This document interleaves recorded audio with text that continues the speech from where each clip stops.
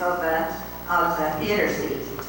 So here I was sitting here, next to my mother, next to Elder Squires, between my mother and Elder Squires.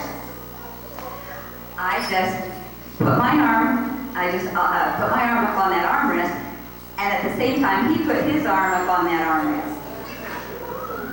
It was short, and I felt like this little zing of electricity. Boy, I pulled my arm back in like this, and it is as far over as I could by my mom, and never even acted like anything had happened. But the thing that it made me to do was to think, you know, I'm not a fickle person.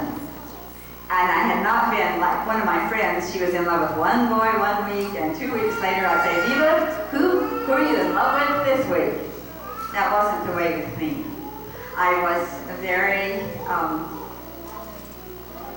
was just real sure about what I was going to do. But that really made me take a second look at why that would happen. Well, Evan and Florence were praying Jack into the family, so he didn't have a chance. So when he was released to go home, and I went back up to school, we got together and dated.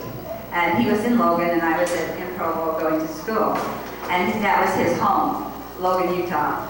We had, and so then, in a few months, before very many months, we planned our wedding date, and were married in the Salt Lake Temple. That was my life-changing experience, and I am grateful because that's the most important decision that I have ever made, is the person that I married. Now, and I'll challenge you, and I'll tell you what I did after that little incident in the theater. I fasted many, many days, many times, to get answers about that. So I'll just put that out for a good thing to do when you're making that important decision, because it leads you in the right direction. Now, we'd like to have our family come up, and we're going to sing a medley of songs.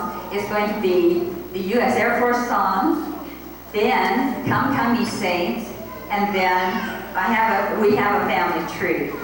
Now, the U.S. Air Force song, to focus on the patriotic roots that we have, and give just a little tribute to those who were in the Air Force.